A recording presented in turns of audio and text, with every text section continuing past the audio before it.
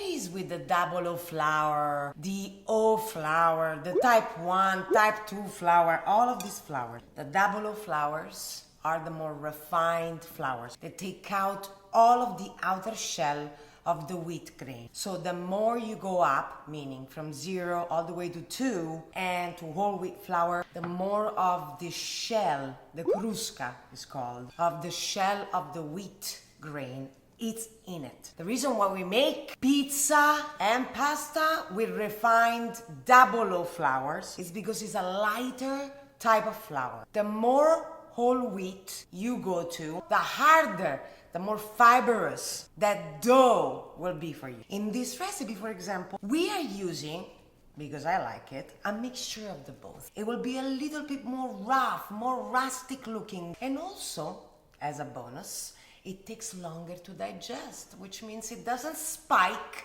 your sugar levels. And this is a Pasta Queen service announcement!